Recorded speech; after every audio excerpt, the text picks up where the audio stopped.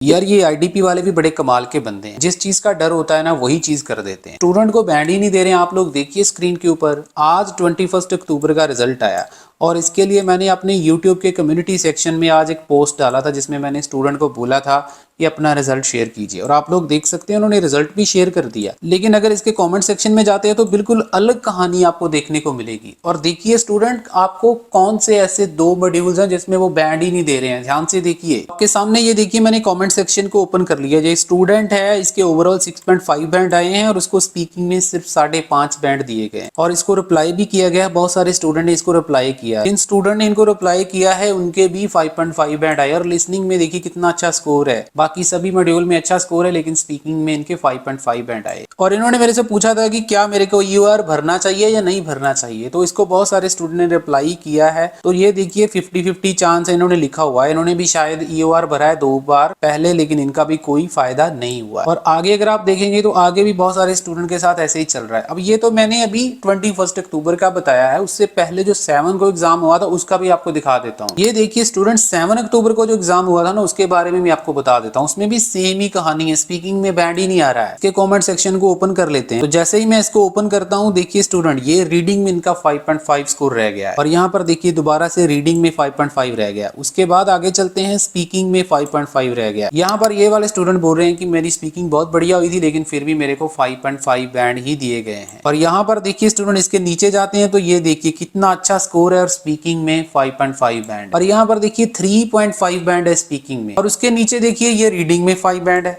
तो मेरा कहने का मतलब क्या है कि इस टाइम पे 2 मॉड्यूल में आईडीपी बहुत ज्यादा तंग कर रही है, एक रीडिंग में और एक स्पीकिंग। ये दोनों मॉड्यूल में स्टूडेंट का स्कोर नहीं आ रहा है। तो अब आप लोगों को ये और भरना चाहिए या नहीं भरना चाहिए, और ये जो दोनों प्रॉब्लम्स मैंने आपको बताई हैं रीडिंग और स्पीकिंग में आपको कैसे बैंड स्कोर लेना, इसका सोल्यूशन बताने से पहले एक और चीज देखिए स्क्रीन के ऊपर। इस टाइम पे ना स्पीकिंग में कुछ चेंजेस हुए हैं। पहली बात तो ये है कि आप लोगों को पार्ट 1 में बहुत ज्यादा कम जो है वो क्वेश्चन इस टाइम पे पूछे जा रहे हैं। आप लोगों को क्वेश्चन पूछे ही नहीं जा रहे हैं। पार्ट 1 में सिर्फ 3, 4, 5 क्वेश्चन पूछते हैं और आपका एग्जामिनर पार्ट 2 की तरफ मूव हो जाता है। और पार्ट 2 में जो क्यू कार्ड होता है उसको भी बहुत ज्यादा कम लेंथ में पूछा जा रहा है। आपका एग्जामिनर आपको क्यू कार्ड 40, 50 या 60 सेकंड से ज्यादा बोलने ही नहीं दे रहा है और उसी टाइम वो आपको चुप करवा देते हैं।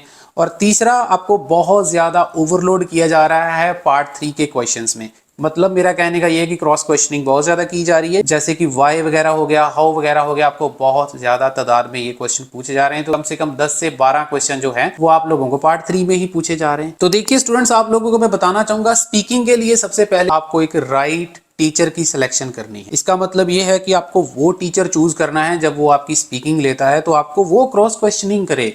बहुत सारे स्टूडेंट मैंने देखे हैं उनके टीचर उनको क्रॉस क्वेश्चनिंग करते ही नहीं है, तो वो स्टूडेंट अपने आप को प्रिपेयर ही नहीं कर पाते हैं क्रॉस क्वेश्चनिंग के लिए। अगर आपका टीचर अच्छा है, जब आप उसके साथ स्पीकिंग करने बैठते हो वो आपको क्रॉस क्वेश्चनिंग कर रहा है, आपको आंसर कर रहे हो, उसमें से क्वेश्चन निकाल के आपको पूछ रहा है, तो आप लोगों को प्रॉब्लम नहीं आएगी एग्जाम में। आप लोग पहले से ही प्री प्रिपेयर्ड हो गए उस चीज के लिए, आपको टेंशन लेने की जरूरत नहीं पड़ेगी एग्जाम में। आपको बताना चाहूंगा स्टूडेंट, आप लोगों को फ्लुएंसी की तरफ ज्यादा ध्यान देना है, ग्रामर के ऊपर फोकस कम करना है। ग्रामर पे ज्यादा फोकस करोगे, वोकैब पे ज्यादा फोकस करोगे, फ्लुएंसी आपकी डाउन है, हेजिटेशन है, पॉजेज है, तो ये आपका 5.5 बैंड से पीछा छूटने वाला नहीं है। आपको दोबारा से 5.5 बैंड ही आएंगे। क्यू कार्ड जो ट्रेंड के अकॉर्डिंगली चल रहे हैं उसको प्रिपेयर कीजिए, तभी आपका भला होने वाला है। अब हम बात कर लेते हैं कि आपको ईओआर भरना चाहिए या नहीं भरना चाहिए। देखिए स्टूडेंट, ईओआर आप लोगों को तभी भरना है अगर आप लोग बहुत ज्यादा कॉन्फिडेंट हैं, क्योंकि आपकी जो स्पीकिंग की अगर मैं स्पेशली बात करूं तो वो ऑलरेडी कोई और एग्जामिनर असेस करता है। आप ये भ्रम में मत रहिएगा कि जो एग्जामिनर आपकी स्पीकिंग ले रहा है वही आपको बैंड देता है। ये बहुत बड़ा स्टूडेंट के मन में एक वहम होता है, जो एग्जामिनर मेरी स्पीकिंग ले रहा है वही मुझे बैंड देता, वो मुझे बैड एक्सप्रेशंस दे रहा था, उसका हाव भाव अच्छा नहीं था। ये सब चीज़ों से कोई मतलब नहीं रखना है आपको। आपको अपनी परफॉर्मेंस के ऊपर ध्यान देना। आपका एग्जामिनर अपना काम कर रहा है, क्वेश्चन पूछ रहा है, आप अपना काम कीजिए और छोड़ दीजिए कि आपका एग्जामिनर आपके साथ कैसा बिहेव कर रहा है। आपको ये सब नेगेटिव चीज़ों की तरफ बिल्कुल ध्यान नहीं देना है और आपका फोकस अपने आंसर के ऊपर होना चाहिए।